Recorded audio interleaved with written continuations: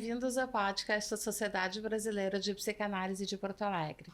Eu sou a Heloísa Zimmermann, psiquiatra, psicanalista. A anfitriã comigo hoje é a Marcela Pohlmann, psiquiatra, membro do Instituto da Brasileira.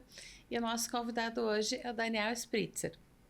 O Daniel é médico, psiquiatra, especialista em psiquiatria da infância e adolescência pelo Hospital de Clínicas de Porto Alegre da URGS.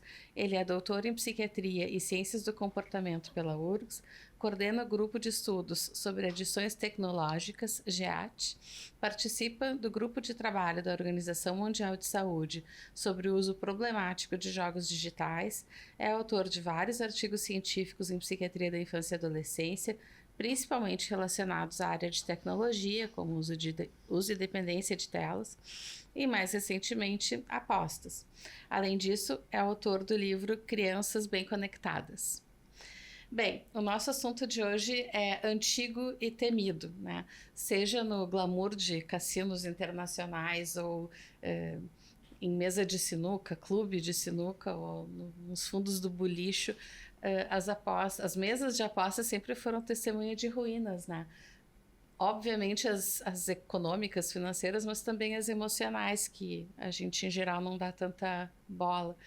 Mas o sofrimento que traz são às vezes insuperáveis, que é outra coisa que também não se fala muito, né? E então, Daniel, por favor, nos conta tudo sobre apostas, gaming, gambling, as semelhanças, as diferenças e também ao longo do tempo, né? Que agora é uma novidade, está muito mais amplo, está dentro das nossas casas, então está mais assustador, mas tem coisas que são parecidas, ou pelo menos o comportamento humano talvez seja. Então, por favor. Bom, pessoal, muito obrigado em primeiro lugar pelo convite de estar aqui falando com vocês hoje, né? Participando do SBP de PA Cast.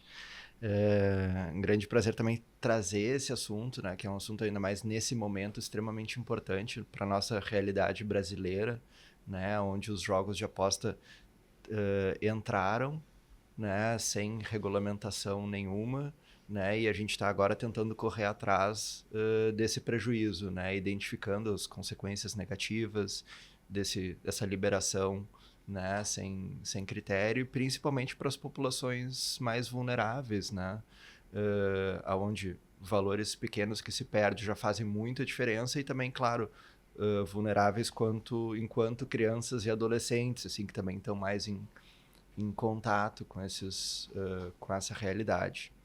Acho que comentasse uma coisa bem importante, assim, né, que é historicamente um problema muito significativo, né, que leva a muitas perdas financeiras, e as perdas financeiras são o motivo que leva geralmente as pessoas a buscarem atendimento, né, mas a gente tem também todos os problemas emocionais e aí familiares, né, porque o jogo o jogo de aposta ele acaba afetando não só o indivíduo, mas toda uma família. Então a gente pode multiplicar por 3 ou 4, pelo menos, o impacto social, assim, também, né, desse comportamento e desses prejuízos, né. Tá, tem também uma relação muito importante, que acho que com a tecnologia, né, que a gente vê hoje, que os jogos hoje em dia estão acessíveis, né, 24 horas por dia, 7 dias por semana, 365 dias por ano, estão no nosso bolso o tempo inteiro, né, e isso acaba tornando o acesso muito maior. E essa questão do acesso sempre foi algo muito relacionado com a oportunidade, então fazia as pessoas apostarem mais, né, e consequentemente terem mais problemas também com as apostas, né? Então, quanto mais perto, por exemplo, de um cassino, né, uma pessoa mora, maior a probabilidade que ela tem de apostar. Então, isso agora, se a gente pensar que as apostas estão no nosso bolso, dentro do nosso telefone, né, esse acesso se amplifica assim, de uma maneira muito significativa e traz um risco muito maior para todo mundo, né? Essa é uma parte que me parece importante, porque, em geral, existem movimentos para liberar as coisas que são proibidas. E talvez a gente deva pensar que elas são proibidas por motivos, às vezes, importantes, né? Então, Antes da tecnologia, as pessoas tinham que sair da sua casa e ir até o local da aposta, fosse cassino, fosse o clube, o bar. E daí teriam que ser adultos já para se virar sozinhos, né? Ter o próprio dinheiro e manejar o próprio dinheiro. E hoje não é isso que a gente está vendo, né? Então, eu acho que essa parte é importante. Como as crianças acabam tendo acesso, como é tão liberado. A gente, na verdade, sabe, né, que as crianças e os adolescentes eles têm um risco maior de se envolver com as apostas e, consequentemente, terem problemas com relação às apostas. E esse risco de ter problemas é maior, por exemplo, do que os adultos, né? As crianças são vulneráveis por diversos motivos, né? Tem um maior risco de ter problemas, assim. Primeiro, porque às vezes eles não entendem o que realmente está envolvido ali, qual é a chance mesmo que tu tem de ganhar ou de perder, né? Eles também são muito mais suscetíveis à influência da propaganda, da publicidade, né, específica, que mostra situações muito bem-sucedidas de pessoas que foram lá e ganharam. Eles tendem a acreditar mais do que os adultos, né? São mais pressionados pelaquela ilusão de dinheiro fácil, assim, né? Que numa época da vida a gente acha que existe, assim, né? E além disso tem a pressão dos amigos, né? Quando a gente tem todo um grupo de amigos apostando, a gente tem muito mais chance de acabar apostando também, né? Então são inúmeros os fatores, e não é só no Brasil, a gente tem estudos de diversos países que mostram que os adolescentes têm 2 a 4 vezes mais chance de ter problemas com apostas do que os adultos, né? Então isso é claramente uma população que a gente precisa proteger, só que é a população que está online o tempo todo, né? Que já está com o seu celular, que é um aparelhinho pequenininho e difícil de a gente monitorar como adultos, assim, de saber exatamente o que eles estão fazendo, né? E sem falar que não existe muita dificuldade, né, de eles acabarem acessando na internet coisas que são para maiores de 18 anos, né? É só tu simplesmente dizer que clicar no botãozinho, sim, eu tenho mais de 18 anos, e aí todas as portas se abrem, sendo que não deveriam, né? Mas quando tu falou ter problemas, né? Explica pra gente quais problemas são esses e a gravidade deles. Bom, quando a gente está falando de problemas de jogos de aposta, né, principalmente para crianças e adolescentes, dá para mencionar os problemas escolares, né, de perda de rendimento, perda de interesse. Eles ficam muito fixados na ideia do jogo, especialmente quando começam a perder, né? É muito difícil tirar aquilo da cabeça e se concentrar em outras atividades. Eles acabam se aproximando de amigos que apostam e se afastando também dos outros, né, que não têm esse comportamento.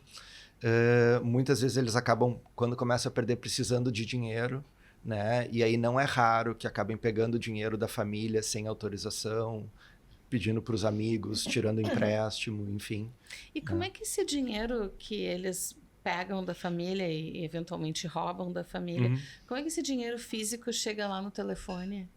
Pois é. Dá para fazer isso ou com cartão pré-pago, né? Que hoje em dia é uma coisa muito comum assim nos jogos digitais, né? Tu compra dinheiro virtual e aí tu insere esse dinheiro virtual também nos jogos de aposta, né?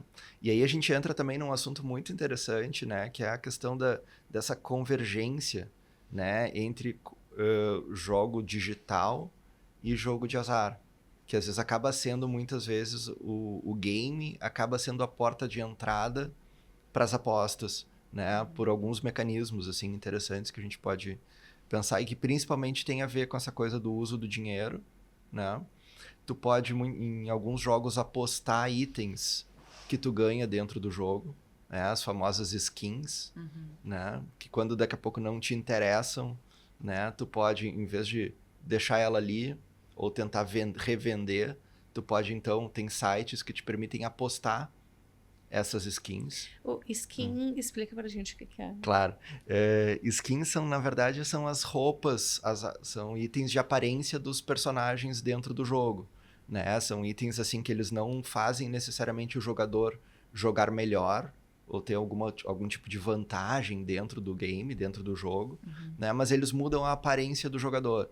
Então ele tem uma aparência única que os outros não têm, ou tem uma roupa que foi lançada agora numa promoção especial, por exemplo, né? Isso pode parecer pouco interessante às vezes, porque não confere nenhuma vantagem, mas se a gente for pensar para as crianças e para os adolescentes, isso é extremamente significativo, né? Entra na parte da estética também, né? E de toda a questão da identidade, de comparação também com os amigos, né? E as skins vão se valorizando também, né? Porque tem algumas skins que valem mais, menos, elas podem valer mais ao longo do tempo, né? Não é isso? Isso, exato. Tem itens raros, né? Que são mais procurados, mais buscados, né? E podem valer mais também numa futura negociação, assim. Né? Tem uma outra questão interessante nesse sentido são as loot box. Né? Loot box, por exemplo, é uma coisa muito comum de a gente encontrar em praticamente todos os jogos digitais, todos os videogames hoje, tá? Que é, por exemplo, tu quer comprar um item dentro de um jogo, né? Tu pode às vezes comprar esse item diretamente, então eu quero comprar uma skin para o meu personagem. Eu posso ir lá na loja do jogo, escolher aquela skin, usar o dinheiro do jogo ou o dinheiro real, né, para comprar aquela skin. Ou, às vezes, quando é um item muito raro, muito caro, né, e eu não tenho esse dinheiro todo para pagar, eu posso comprar uma caixa que tem dentro dela algumas coisas que eu não sei exatamente o que vai ser, né, e então é como se fosse... É muito parecido com como se fosse uma aposta também, É uma né? aposta, exatamente. A gente está colocando dinheiro, e muitas vezes é um dinheiro real, na tentativa de obter alguma coisa que a gente não sabe exatamente o que vai ser. Então é um prêmio aleatório e que pode ter um valor financeiro também. Porque esse prêmio depois pode ser, essa skin, por exemplo, pode ser apostada, pode ser revendida, né? Então a gente está falando de um mecanismo muito parecido com o mecanismo de aposta, que inclusive tem toda a definição, né, da aposta envolvida, assim, que é isso de a gente apostar de envolver dinheiro na compra de um produto que é aleatório, a gente não tem certeza do que vai vir, e que ele pode ter um valor financeiro para a gente depois, que pode ser retirado. Né? E aqui eu acho interessante a gente esclarecer tem alguma maldade, me parece, no jeito de falar, porque pode ser... É uma surpresa que vai vir na caixa, olha que coisa querida. E, na verdade, a surpresa é um jeito de dizer, na verdade, é uma coisa aleatória, que vai fazer com que a criança fique cheia de expectativa, que já é um comportamento que daqui a pouco pode virar outra coisa. Essa questão dos nomes é super interessante, né? Por exemplo, alguns anos atrás, a indústria das apostas começou, pelo menos na língua inglesa, começou a chamar o que era gambling, né? Então, o jogo de aposta, eles começaram a chamar já de gaming, porque tinha muito menos estigma, né? E facilitava, as pessoas se sentiam muito mais à vontade de jogar um jogo do que fazer uma aposta. Isso era muito mais tolerável, muito mais aceito, né? E fazia as pessoas se aproximarem muito mais desse comportamento. As loot box, elas são, às vezes, em português, chamadas de caixa surpresa, né? E, na verdade, traz essa ideia, assim, de que é uma coisa inocente, né? Claro que a indústria dos jogos, ela diz que é como se fosse um Kinder Ovo, né? Um brinquedinho ali que tu abre, né? E que vai ter alguma coisa ali dentro, tu só não sabe exatamente qual é, né? Mas essa coisa, quando a gente está falando de jogo digital, toma proporções muito maiores, assim. Pode ir desde itens simplesmente desnecessários, né? Ou itens que podem mudar totalmente o teu destino no jogo e podem valer muito dinheiro, né? Então as pessoas vão ter interesse em ir atrás desses itens, né? Tu tinha falado há pouco que as crianças e adolescentes que jogam acabam... e daí essa parte eu não sei se é sutil ou se eu que não entendi, que então quem joga normalmente, habitualmente, daqui a pouco começa a ter queda no rendimento escolar e começa a andar mais com quem também joga. Isso é quem tem uma tendência a ter esse tipo de comportamento ou é qualquer criança, qualquer adolescente saudável pode desenvolver isso?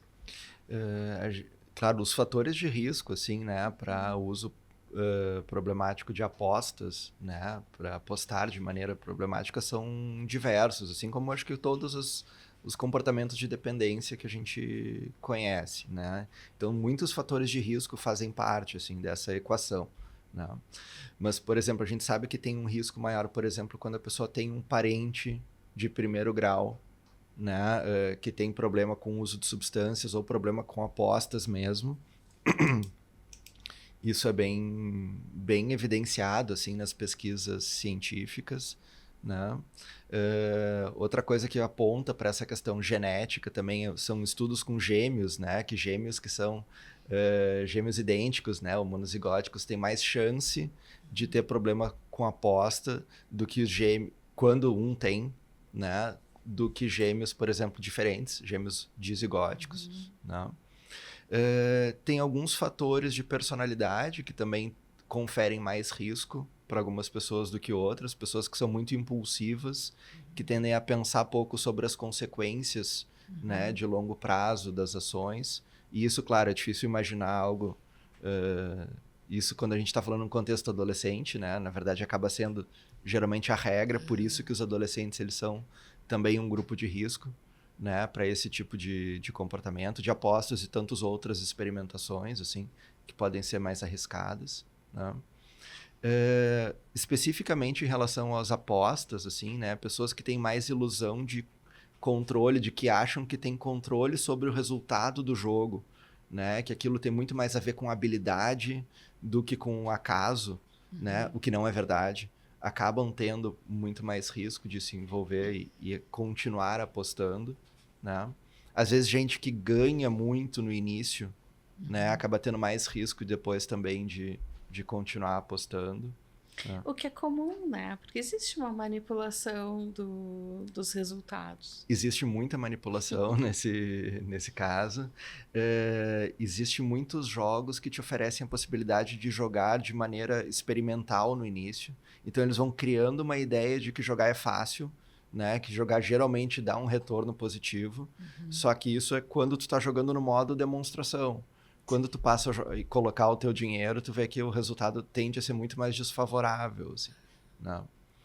E uma outra coisa que é super importante a gente destacar, assim, como fator de risco, é a presença de outros problemas emocionais, né? Que geralmente tendem a ser a regra quando a gente está falando de problema com apostas, assim, né? Quase 100% das pessoas que têm problema com aposta têm outros transtornos mentais associados, assim, né? Que podem, às vezes, ser a causa, né? Um fator que leva a pessoa a precisar da excitação, da empolgação, das apostas, daquela adrenalina toda, né? Que a incerteza da aposta acaba trazendo, né? Então, é muito comum que as pessoas tenham não só um, como às vezes mais de um problema emocional, né? Então, é muito comum depressão associada, ansiedade, problemas com o uso de substâncias também acaba sendo muito comum em pessoas também mais impulsivas, né? Então, esse é um super fator de risco. É uma compulsão. A gente chama de várias maneiras, né?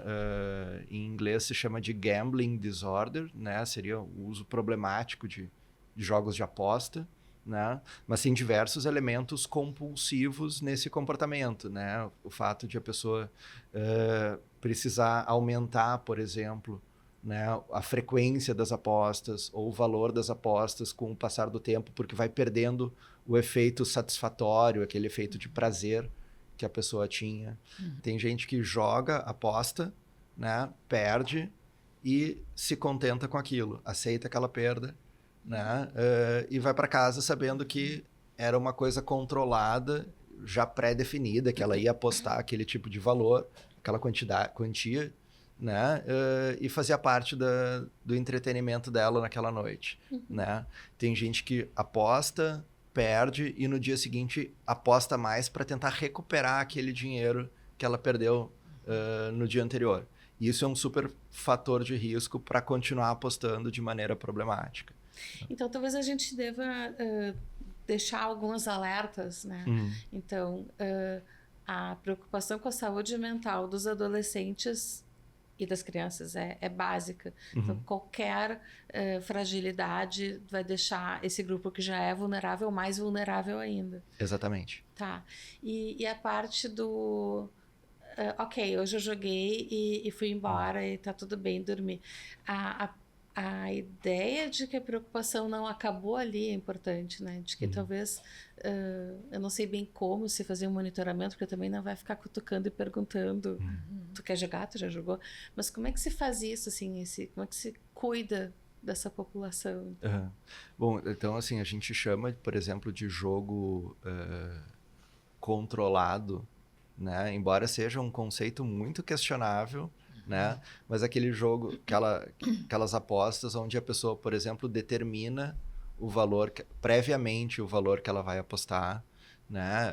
É um valor que não compromete a renda da família ou as contas que ela vai ter para pagar no final do mês. Ela não precisa aumentar, não tem a necessidade, né, de aumentar essa quantia na medida que ela vai apostando. Ela está em paz com a ideia de voltar para casa ou terminar a aposta sem aquele valor, tendo perdido aquele valor. Isso não vai tirar o sono, né, da pessoa, não vai comprometer as contas da família, né? Então, tem algumas coisas que são mais características de um apostar um pouco mais seguro, né? Quando que a gente começa a ter que abrir o olho? Quando a pessoa continua pensando, né? Continua fixada naquela ideia de apostar continuamente, né? E isso pode atrapalhar as suas atividades normais, assim, na escola, no trabalho, enfim, né?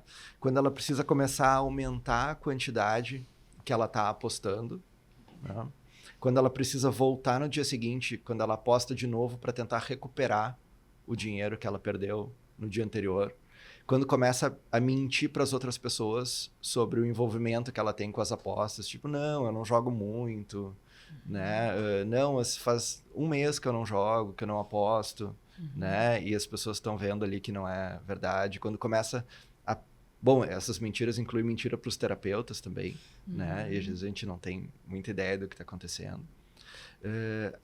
Quando, por exemplo, a pessoa precisa pegar mais dinheiro, né? E aí pode ser desde pedir emprestado ou até roubar dinheiro, né? De outras pessoas para apostar. E quando claramente começa a ter prejuízo já em algumas áreas da vida, né?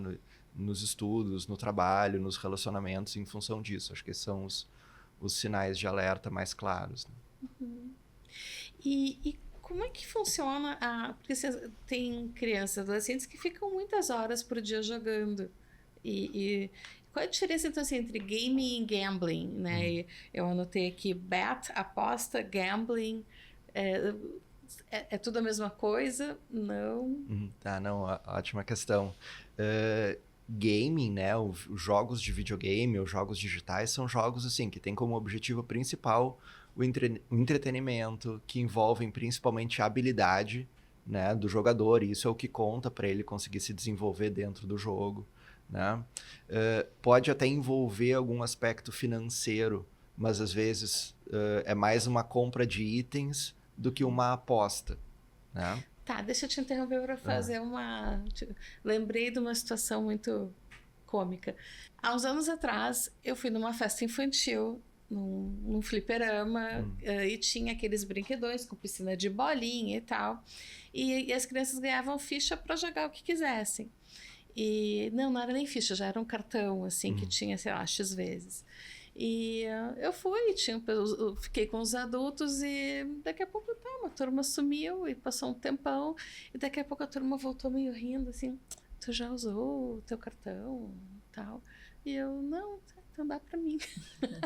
Baixinho, assim, sabe? E daí eu fui lá ver e era isso, assim, era um casal que já tinha gasto o seu cartão, já tinha pedido outro na festa infantil. E era um jogo de habilidade, porque tinha que dar tiro, tinha que matar os ladrões, enfim. E eles estavam fora do ar, eles saíram da festa para ficar fazendo isso. E não tinha dinheiro envolvido, mas o comportamento deles era de adição, era compulsivo, né? Então, assim, isso eu acho importante de deixar claro que tem a parte de aposta, mas tem a parte da pessoa se isolar do mundo e ficar dedicada àquilo. E também fiquei lembrando de pessoas que comentam que quando ficam muitas horas jogando, e daí pode ser Candy Crush, elas saem da tela e continuam vendo, né? E pensando em estratégias, em o que fazer. Então, e isso acho que também é importante. O que acontece no cérebro das pessoas que elas se alteram dessa forma. Claro. Então, a gente sabe, assim, né, há alguns anos, algumas décadas já, que não só as substâncias, né, não só o uso de drogas, né, ou de álcool, de tabaco, enfim, podem proporcionar comportamentos de dependência, que diversos comportamentos, hábitos, né, quando eles são muito gratificantes, muito prazerosos, eles podem gerar esse tipo de envolvimento, uma coisa às vezes quase compulsiva mesmo, né? Quase não, compulsiva mesmo. Né? E aí a gente pode falar, por exemplo, desde jogos de videogame, que hoje se sabe que hoje são reconhecidos, né, como um transtorno por um comportamento, né, aditivo, né? As apostas são um exemplo clássico desse grupo, né? De comportamentos que podem se tornar um vício, se tornar uma dependência. Né? Nessa esteira, a gente tem os jogos digitais, que hoje já são reconhecidos como um novo transtorno mental quando usados, né, de maneira problemática, e a gente tem outros possíveis comportamentos, como a questão alimentar, a questão de sexo, exercício, quando feito de maneira excessiva também, que podem ser considerados como vícios ou dependências, né, para algumas pessoas. Então, a questão dos jogos, né, ela é considerada um problema quando ela acontece de uma maneira excessiva e persistente, né? Quando a pessoa joga de maneira que ela tem uma perda de controle em relação ao jogo, então ela não consegue começar a jogar no horário combinado, ela não consegue terminar de jogar no horário combinado, ela joga em horários, em ambientes onde não se esperaria ou não poderia jogar, como no colégio, ou às vezes mesmo no trânsito, né? Ou que são ambientes diferentes, como por exemplo uma festa, né, como você estava falando, né, quando o jogo também vira uma prioridade absoluta na vida da pessoa, né, e ela deixa de fazer outras coisas para poder ficar jogando por mais tempo, deixa de estudar, né, deixa de conviver com as outras pessoas para poder jogar por mais tempo. E quando esse padrão, então, persistente, sem controle, prioritário, vai trazendo consequências negativas para a vida da pessoa, e mesmo assim ela não consegue parar de jogar. Né? Mesmo assim ela decide, não, eu sei que eu me dou conta que isso está me trazendo um prejuízo muito grande, mas eu vou continuar jogando dessa mesma maneira. Né? Então isso é o que define, por exemplo, o uso problemático de games. Né? Isso não necessariamente envolve apostas, embora a gente tenha alguns estudos muito interessantes assim, que mostram que quando a pessoa que joga bastante, né, ela também compra muitas loot box, ela também se envolve nessa prática de comprar itens dentro dos jogos, que são itens aleatórios, né? E que podem ter algum prêmio também relevante. Isso está associado a um maior risco de começar a apostar mesmo com dinheiro real mais adiante. Né? E nem é mais adiante, os estudos acompanham as pessoas às vezes por um ano, né? Meio ano, e já notam uma incidência maior, então, de apostar com dinheiro real, né? Então, essa parte é super importante, né? Porque às vezes as pessoas dizem, não, ele não aposta, ele só joga. Né? Então, assim, tem uma evolução dentro disso. Pode ter uma evolução talvez para aqueles que sejam mais impulsivos, para aqueles que tenham familiar, então, já com problemas de apostas, né? Pode ser que a gente identifique algum grupo que é mais vulnerável que outros, para não só jogarem e comprarem itens dentro dos jogos, mas também migrarem depois, 6 meses, 1 ano, 2 anos depois, para fazer apostas online também, com dinheiro real. E a gente pode imaginar que só entre aspas, ter tido essa experiência. Por exemplo, na pandemia, um monte de gente ficou jogando, era a maneira das crianças e adolescentes também terem contato entre si, tá. Passou. Dá para imaginar que ter tido uma experiência assim, um período da vida, pode daqui a pouco, num momento mais vulnerável, fazer com que a pessoa retorne de um jeito mais, não sei, intenso? Problemático. Pois é, pode sim. A pandemia foi um super fator de risco para uso problemático de jogos, né? E aumentou o consumo de todas as mídias digitais possíveis, assim, né? Desde pornografia, redes sociais, games e apostas também, né? As pessoas estavam com a sua rotina totalmente desestruturada, sofrendo muito mais. Então, a gente tem todo um caldo de cultura ideal assim, para o desenvolvimento de problemas emocionais e comportamentos de risco aí, né? Quando a gente fala de jogos de aposta, né, tem muita gente, por exemplo, que tem problemas com isso uma vez na vida e depois se dá conta e para de apostar e nunca mais passa perto de alguma oportunidade de aposta, né? Mas é um cuidado que a pessoa tem. Isso, justamente por ter tido um impacto muito grande, né? A pessoa sabe e se dá conta e consegue se controlar porque aquilo não é mais para ela. Né? Tem pessoas que têm ao longo da vida um curso recorrente, né? Que ela tem um episódio de problemas muito significativos, depois ela para de apostar por um tempo, depois ela pode voltar, né? Então esse problema com as apostas ele pode ser ou uma coisa que não acontece nunca mais na vida da pessoa, ou algo que segue acompanhando, né, essa pessoa e vai ter momentos em que ela vai ter mais descontrole, né, e outros momentos em que ela vai conseguir não apostar, assim. É muito parecido com o uso de drogas, né? Isso. Essa sequência, assim, né? É muito parecido em diversos aspectos, assim, né? Os sintomas clínicos, a história familiar, né, a questão do prejuízo, os outros problemas emocionais envolvidos, né? Dá para dizer que é uma dependência.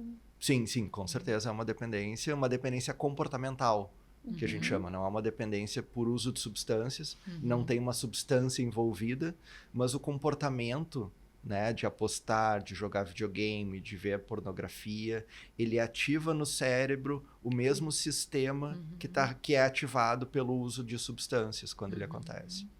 Isso é muito importante, né? Então, vou olhar para... Eu lembrei de um menino que agora deve ter uns 16, 18, que me descreveu dessa forma.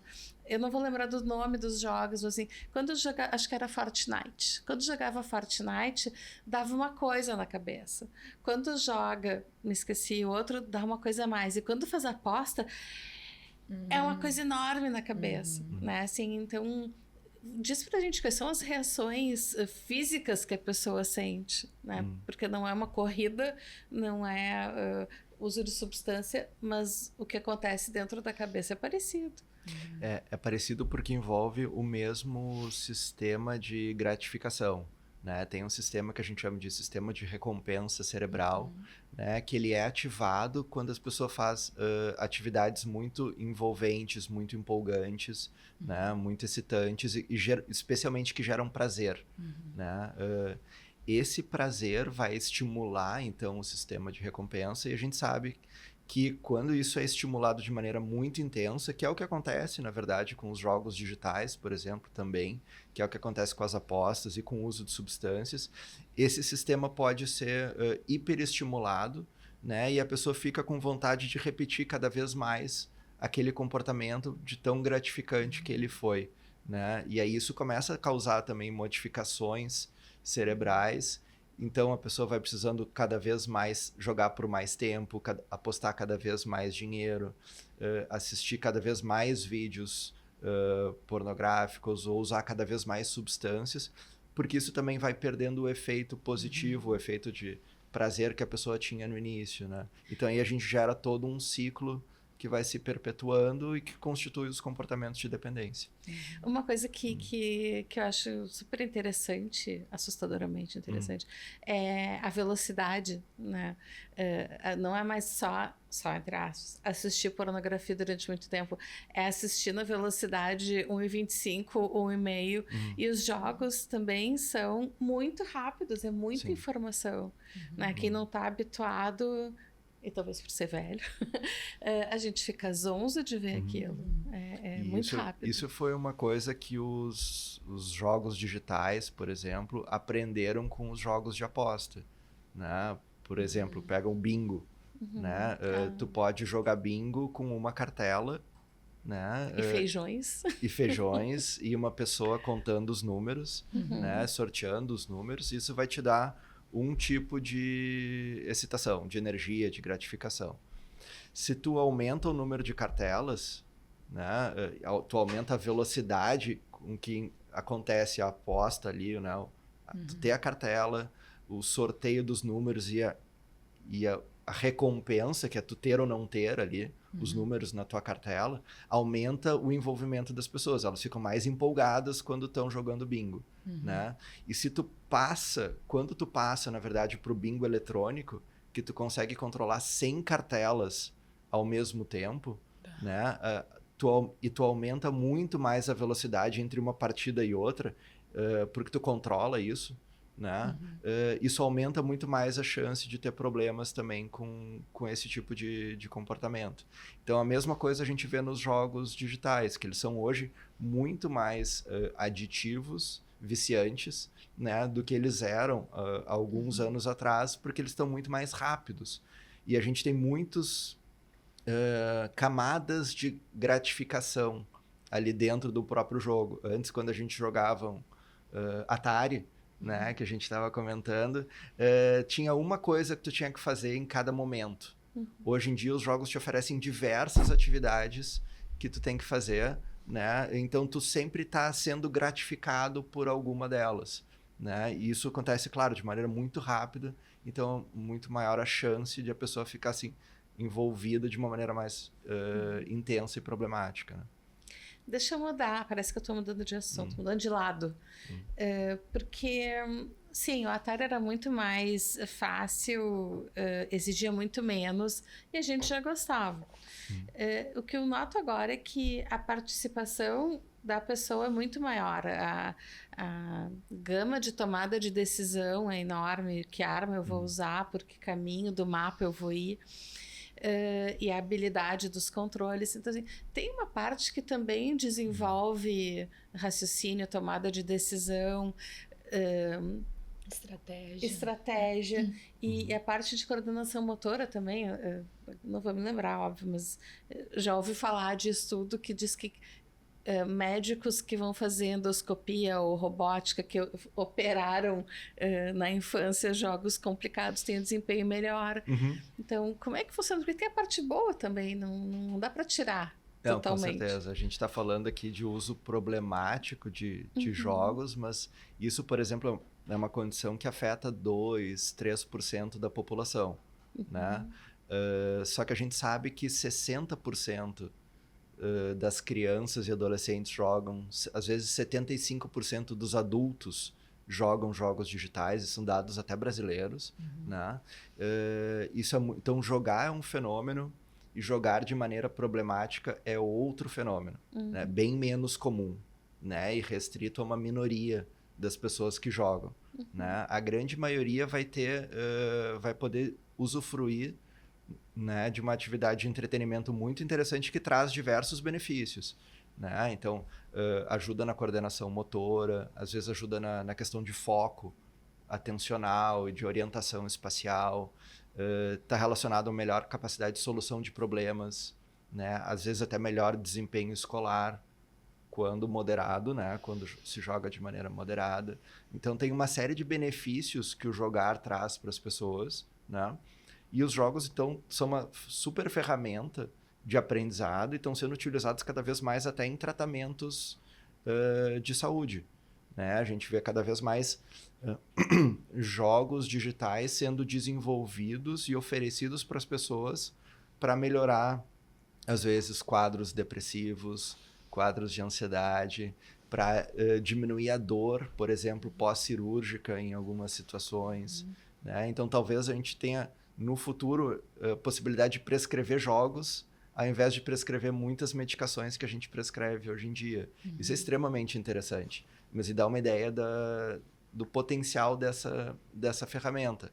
Claro que algumas pessoas que são mais vulneráveis talvez acabem desenvolvendo, então, um uso problemático, né? Mas enquanto que a maioria vai ter uma atividade de entretenimento muito interessante e provavelmente uma série de benefícios assim, em relação a isso. Muito interessante essa parte, eu não sabia, não tinha essa ideia de que se vinha desenvolvendo jogos com objetivo para a saúde mental, isso é muito bacana. Tem jogos para depressão, tem jogos para ansiedade, tem uma série de jogos que estão sendo testados para transtorno do espectro autista também, né? E eles são super bem recebidos, né? Pelas crianças, pelos adolescentes e pelos adultos também, né? São fáceis de jogar, não tem aquela coisa chata, tipo, tá na hora do remédio, não quero, né? Quando é um jogo, tá na hora do jogo, oba, né? Então, tem essa facilidade toda, assim. Tem jogos que ajudam no tratamento de déficit de atenção e hiperatividade, né? Claro que ainda não são tratamentos oficiais, reconhecidos, né? Universalmente, a gente não tem ainda autorização de prescrever apenas um jogo digital, mas eles podem ajudar no tratamento, podem ser adjuvantes, assim, né? Num tratamento que, enfim, acaba sendo complexo, nem sempre traz todos os resultados que a gente gostaria, no tempo que a gente gostaria. Então, poder ter uma ferramenta dessas é super interessante. Sim, a gente tem essa visão mais completa, holística da pessoa, né? Quando chega alguém deprimido, a gente pergunta se como é que está o círculo de amizade, se faz esporte. Então, ter um jogo que ajude nisso é maravilhoso. Isso, e aí, do mesmo jeito que a gente pode direcionar, por exemplo, a prática de atividade física para algumas atividades que a gente sabe que podem ter um efeito melhor em saúde mental, por exemplo, a gente pode também sugerir para a pessoa que, em vez de jogar nesse momento um jogo que ela está jogando, que ela, de repente, experimente um outro jogo que pode trazer também um benefício maior, né? E como é que são os princípios desses jogos, por exemplo, para depressão? Isso a gente chama, esses jogos são chamados de serious games, né? A maioria dos jogos que se usa em tratamento são jogos desenvolvidos especialmente, né, para situações específicas. Então, para ajudar a pessoa que está deprimida, por exemplo, a pensar sobre as coisas de uma outra maneira, de um viés um pouco mais otimista, que possam ajudar ela a reconhecer características suas, né, positivas, que às vezes ela não está conseguindo pensar, né, em função do quadro depressivo. Então, eles têm como objetivo mexer nos próprios mecanismos da depressão, por exemplo, né, através da mecânica dos jogos, da narrativa dos jogos. Claro que tem desafios, assim, né? Porque às vezes não são jogos tão interessantes quanto os jogos comerciais, esses que são os jogos mais populares que se tem, né? Esses que a gente não precisa pedir para as pessoas jogarem, né? Mas até jogos comerciais hoje em dia estão sendo utilizados, né? Ou estão sendo testados em pesquisas para ver se eles aumentam também, por exemplo, melhoram sintomas depressivos, né? E não só que a gente não precisa só usar um serious game, assim, um jogo sério, né? E possa usar jogos que já façam parte do repertório, né, das pessoas. Isso eu acho muito legal quando a gente faz avaliações, né? E a gente perguntar que atividades interessam a pessoa, que tipo de jogo a pessoa joga, né? E claro que, por exemplo, a canastra que é, como é que se diz? Inocente. Eu adoro o Rummikub, né? O Mesh Mesh. Tem o elemento sorte, porque a gente não sabe que carta vai vir, mas isso estimula a estratégia, como é que tu resolver aquele problema. Mas a rapidez dos jogos eletrônicos tem essa diferença. Então, quando tem um serious game, a pessoa pode se... ela vai ter que ver que habilidade ela tem, que vai ajudar ela, e isso melhora a autoestima, algo assim. Isso, e aí a gente consegue, né, trabalhando o design do jogo para ver exatamente que tipo de função a gente gostaria que a pessoa estimulasse mais, né? Seja tendo que realizar uma tarefa dentro do jogo, né? Seja conectada às vezes com outros jogadores, ou seja pela escolha dos seus personagens dentro do jogo, a gente consegue chamar a atenção, né? Para algumas coisas que a gente gostaria de tratar melhor ali naquele transtorno, né? Aliás, a escolha do personagem ou do avatar já dá pano pra manga também, né? Tem a ver com a subjetividade, né? Com certeza, e a gente vê situações muito bonitas às vezes, né? Até nos tratamentos, assim, de como um personagem, a escolha de um personagem vai mudando às vezes ao longo do tratamento, ele vai vai se reconhecendo, né? Com outras habilidades, outras características, né? E isso é uma coisa super bacana para as famílias, assim, né? De poder tentar participar ao máximo possível, né? Dos comportamentos de jogos, né? Das atividades de jogo dos filhos, e poder, mesmo que não... Se consegue jogar junto, excelente, né? É muito divertido. Mesmo que não consiga jogar junto, que esteja ali junto, né? Esteja sentado, vendo os filhos jogarem, que possa... tem coisas que a gente só percebe quando a gente está vendo o jogo acontecendo, né? E ver a reação que a criança vai ter, né? Naquela situação de jogo. E aí poder perguntar, né? Quem é o personagem, o que ele faz, quais são as habilidades, os poderes, né? Entrar no universo, né? Daquele adolescente. Explorar, né? Do mesmo jeito que a gente faz, às vezes, quando a gente está conversando sobre um filme, sobre um livro, né? Os jogos, eles têm narrativas incríveis, assim, super complexas também, super interessante, e permitem, né, pela questão da interatividade, permitem que a pessoa se identifique até de uma maneira mais intensa, né, menos saturada, enfim, do que se a gente está falando, por exemplo, de um produto já pronto, né, como um filme. E a regulamentação, Daniel, assim, desses jogos de apostas, né? Como é que tu vê esse processo acontecendo? Existe alguma coisa que está acontecendo agora, assim, que diminua, assim, o risco, né, para os jovens entrarem nesse mundo, assim? Claro.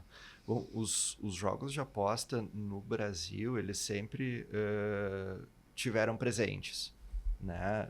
De maneira mais ou menos oficial, né? Mas assim, a gente convive com o jogo do bicho desde sempre, desde a época do Império, né? Depois de um tempo, os jogos foram liberados por muito tempo, né? Tinha o famoso Cassino da Urca, por exemplo. Então, até os anos 50, os jogos de azar eles eram liberados no Brasil, né?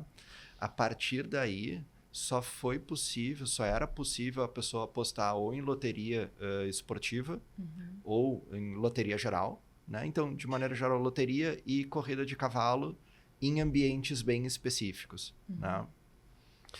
Depois teve a questão dos bingos, que entraram por uma brecha lá que foi encontrada pela Lei Pelé, que a ideia era tu estimular a participação em aumentar recursos para estimular a prática de esportes pela população, e aí eles conseguiram incluir e proliferar a questão dos bingos no Brasil. Então quanto maior o acesso, maior o número de problemas, e isso explodiu em termos de busca de atendimento, né, naquela época.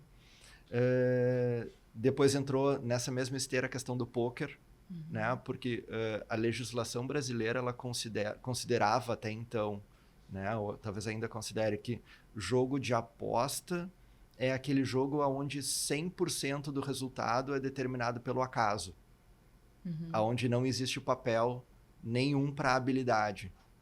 O que não é a realidade dos jogos de aposta, na verdade, né? O acaso predomina, mas a gente tem um papel muitas vezes bem significativo da habilidade, né? Não é o que predomina, né? Predomina sempre o acaso. Mas então tem casos de pôquer funcionando até hoje, né? Porque a legislação ela é muito ambivalente nesse sentido. Ela não define bem, por exemplo, o pôquer que existe habilidade. Ele não é definido pela legislação brasileira como um jogo de aposta que precisa ser proibido, né? Então, esse era o cenário que a gente tinha até então, os últimos dias do governo Temer, né? Onde antes de sair, né, ele aprovou uma lei, né, que liberava o uso de apostas no Brasil sem apresentar nenhum tipo de regulamentação nesse sentido. Então, ele simplesmente deu o ok, né, para que as apostas pudessem acontecer no nosso país, só que não regulou isso, não disse para quem, quando, como, né, quanto, né?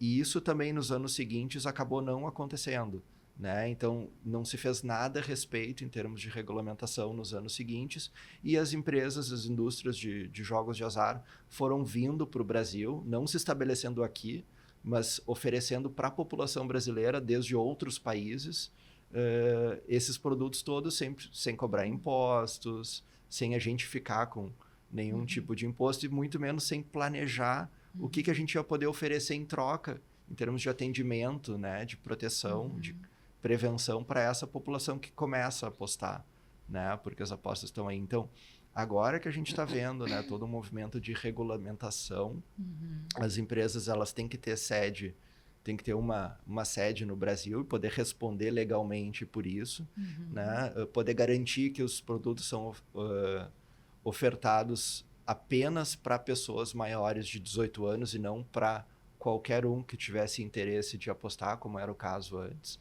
né? Então, só que isso ainda está acontecendo, claro, numa velocidade muito aquém, muito menos ágil, né, do que a gente precisaria, porque tem interesses financeiros absurdos envolvidos nisso, e aí quando entra grana de um lado e saúde do outro, a gente sabe que a gente geralmente sai perdendo, assim, né? Essa parte é desoladora, né? A fiscalização nula, dá para dizer, praticamente não tem. E os números são muito assustadores. Eu me esqueci de quantos bilhões no último ano foram para esses sites em paraísos fiscais, não no Brasil. E 200 milhões ficaram para os apostadores. São vários bilhões versus 200 milhões, é uma coisa absurda. Sim, não é nada. Não. A gente não tem um sistema de saúde preparado para lidar com a maioria das coisas que a gente... dos problemas que a gente passa ao longo da vida. Com os antigos, agora eu tenho os modernos. Especialmente para a população mais carente, né?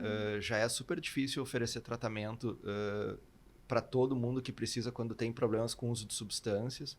A gente está falando de novas formas de dependência, né? Que aumentam quanto mais aumenta o acesso, né? Então a gente realmente tem ambulatórios especializados em jogo em talvez 2 lugares do país. Né? Tem 2 em São Paulo, tem aqui. Não tem aqui. Não tem aqui? Não. Então a gente conta contigo. Específico para jogo de azar, não tem. Né? Os serviços que atendem dependência química, eles estão começando a abraçar esses casos, mas não são ambulatórios específicos assim também para isso. Né? Então imagina num contexto mais amplo da população, né? A gente não está preparado mesmo, né? E esse dinheiro todo que acaba indo embora, né? E não fica para ser investido, né? Em pesquisa, em assistência, em prevenção. Também não seria do interesse. E uma coisa que eu estava lembrando, que a gente tem os esportes como sendo uma coisa sempre maravilhosa e tal, e sentar para ver junto a família, os jogos, que legal. Eu fiquei muito chocada quando eu fiquei sabendo de um tipo de aposta que é sobre o que vai acontecendo a cada momento do jogo. Jogo de futebol que está acontecendo de verdade lá. Então dá para apostar quem vai fazer a primeira falta, quem vai fazer o primeiro gol. Número de escanteios de uma partida, número de laterais. Tudo. Né? Tudo. Pode apostar em 500 eventos diferentes dentro do jogo. E acumulados. Também. Que daí soma tudo e o ganho é exponencial, então... Conta essa parte pra gente que eu fiquei muito impressionada. As apostas esportivas agora, né, as apostas de uma maneira geral, elas se aproveitaram, né, encontraram no esporte um nicho, né, muito significativo assim para fazer publicidade para as pessoas e acabaram, por exemplo, trazendo a ideia de que se tu gosta de esporte, né, tu apostar no teu time é uma maneira de tu te vincular ainda mais com o teu time, né, de tu mostrar ainda mais que tu tem paixão pelo teu time, tu é um torcedor melhor, mais completo. E isso é Né? um discurso muito Muito perverso, né? perverso. Da indústria, né? Então, eles se aproveitaram de uma... Antes, quem apostavam tinha um perfil específico, né? Eram homens mais velhos, né? Que iam em locais específicos para apostar. E aí, quando eles vincularam com a questão do esporte, eles pegam uma população muito mais jovem, muito mais ampla, né? E já motivada. Eles aproximaram a motivação para apostar com a motivação pelo esporte, pelo interesse no futebol, por exemplo. O futebol, especificamente, é paixão nacional. Todo mundo sabe, todo mundo gosta, tá? Todo mundo é exagero, mas né, muita gente. E então é muito impressionante isso. E entra essa função também do poder que a pessoa tem. Eu conheço futebol, então eu sei que quem vai fazer o primeiro gol vai ser o fulano, a primeira falta vai ser o Beltrano, porque ele é esquentado, ele sempre faz falta. Mas daqui a pouco o escanteio, né? Não tem como prever isso. Aposta, jogo de azar. Sim, o futebol sempre foi caracterizado por essa coisa da imprevisibilidade, né? Tudo pode acontecer ali mesmo quando tem um favorito e outro time que tem muito menos chance, né? A gente nunca tem como ter certeza, né? Então ele se presta muito bem e tem muita coisa da paixão e de uma certa irracionalidade envolvida aí, né?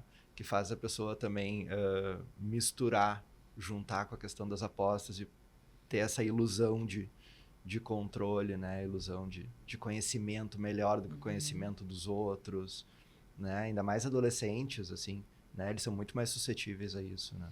E esse talvez seja um ponto importante, né? A paixão versus ilusão... Paixão somada à ilusão, somada à autoconfiança em excesso, onipotência, é um caldo que mistura muita coisa. E coloca publicidade em cima disso ainda, né? Então Tá a na gente rádio, tem que né? todos os times de futebol são patrocinados por empresas de apostas online, né? No Brasil e no mundo, né? A gente tem programas de rádio e de TV falando especificamente sobre isso, né? Não só com publicidade direta, mas também o jeito de se falar sobre, né? A gente tem mais chance disso, tem mais chance daquilo, já tem todo um linguajar preparando as pessoas, né, para esse tipo de comportamento. Então, e a gente sabe que quanto mais a gente faz publicidade, né, de um determinado produto, né, maior o uso daquele produto e aí maior o risco também de um uso problemático, né?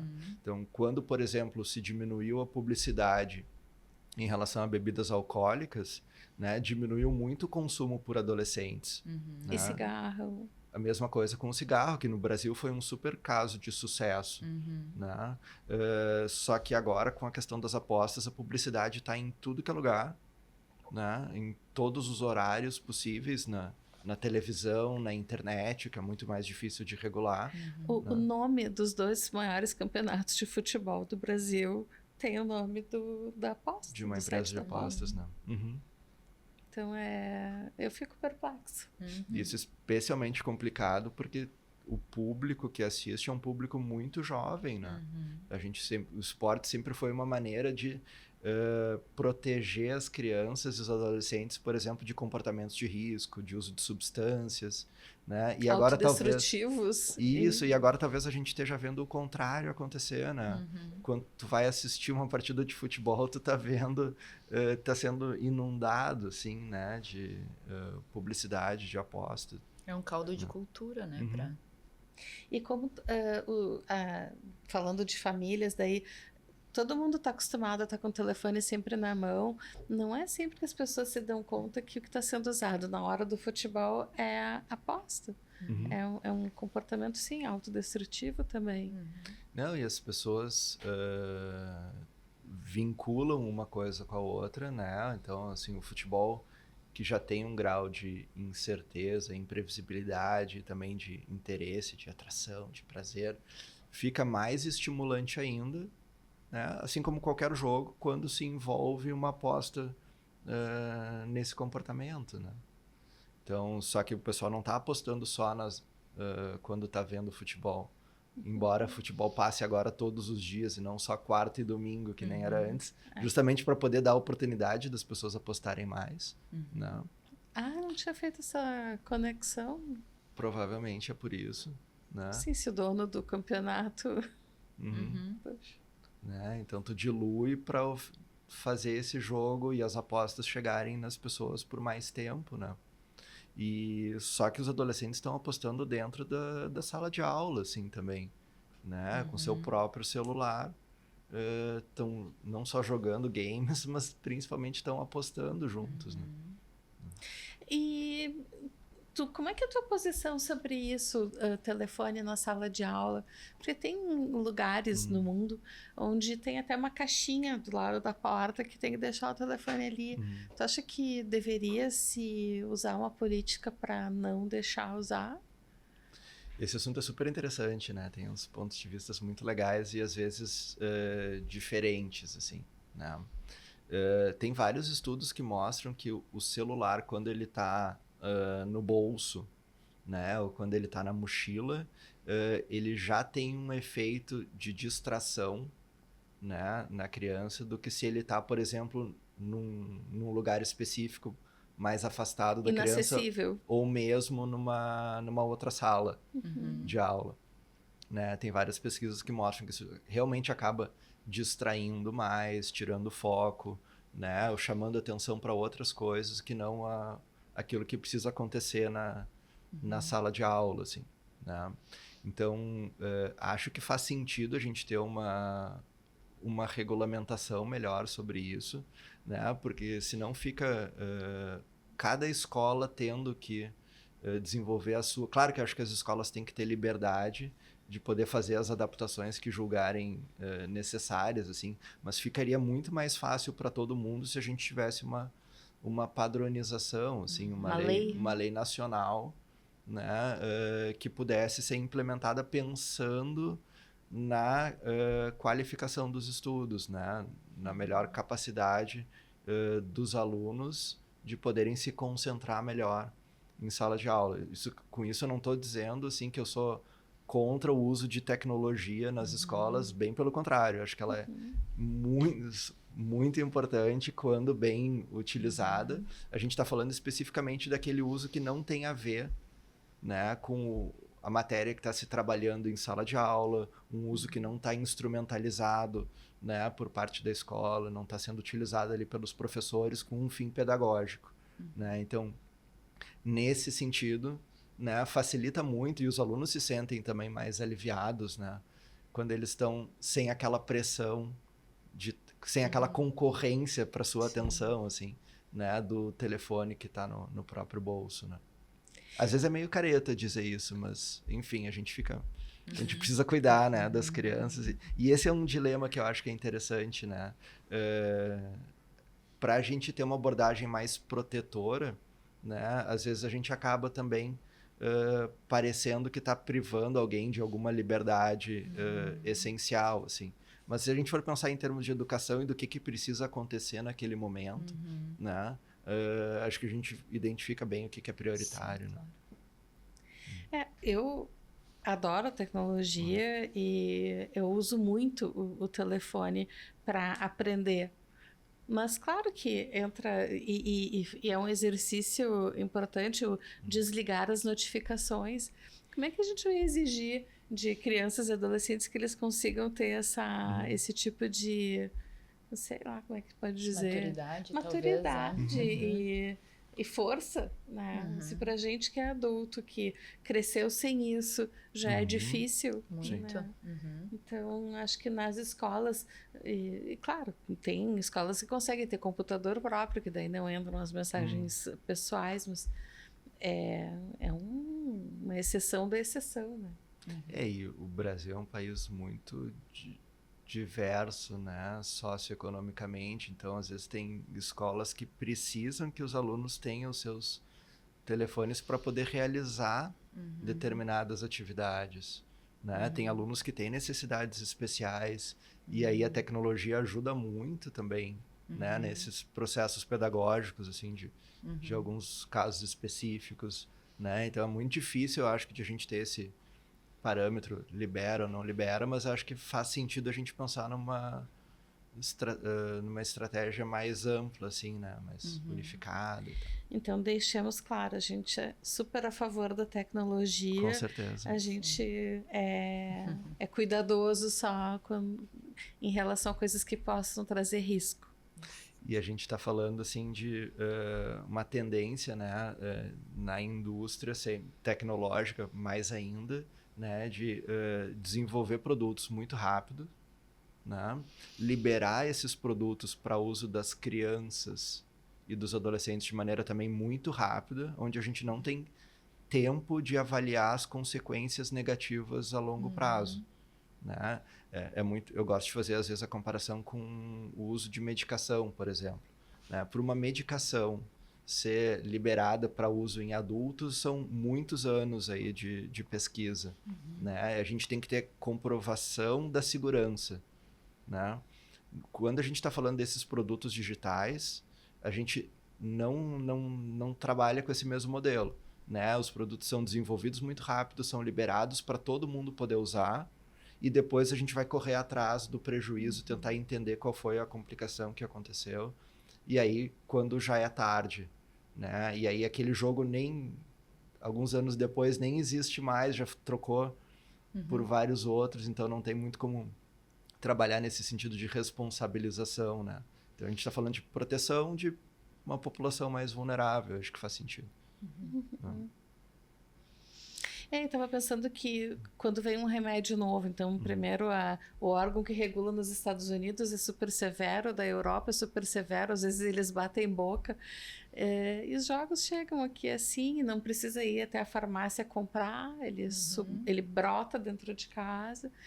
E Mara, tu falou sobre filmes, né? Eu adoro fazer versão comentada, como eu chamo, de qualquer tipo de filme, infantil, adolescente, série. É diferente quando o adulto está junto vendo o que está acontecendo.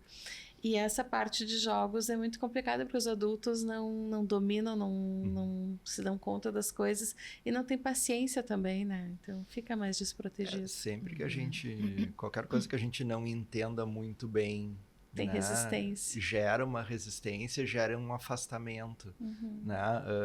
Mas aí é legal, assim, poder dedicar um tempo, é um investimento, né? A gente começa a passar mais tempo vendo os jogos, aos pouquinhos a gente vai percebendo o que está acontecendo, ficando mais familiar com aquelas dinâmicas todas ali, né? Só que os filhos vão ficando super empolgados de nos ver ali, né, naquele ambiente, e eles ficam super felizes de nos contar, né, às vezes mesmo quando a gente não está ali, a gente está fazendo outras coisas que a gente precisa fazer, e às vezes vem o filho, né, pai, deixa eu te mostrar um jogo, deixa eu te mostrar isso, deixa eu te mostrar aquilo, né, então se a gente puder também ser mais proativo, assim, né, e buscar essa aproximação, né, a gente vai entender com o tempo muito melhor e vai se sentir mais à vontade de poder dizer alguma coisa, de poder orientar sobre alguma coisa, discutir alguma coisa que aconteceu ali no jogo, na série, no filme. Né? Eu adoro a analogia do mar, assim, que a gente tem que passar da arrebentação para daí curtir as ondas na boa, né? E na minha experiência, mesmo adolescentes rabugentos e que ficam humilhando os pais, não entende nada e usam esse tipo de situação em que eles sabem muito. Se os pais ficam perto o tempo suficiente para passar da arrebentação, em geral, os filhos gostam que os pais tenham interesse, queiram saber como funciona, e mesmo com deboche, tu não sabe nada, tu é uma velha, isso aqui não é do teu tempo, esse tipo de alfinetada faz parte, né? Super. E eles gostam da participação, do envolvimento. Então, esse acho que é um recado importante, né, também da gente deixar.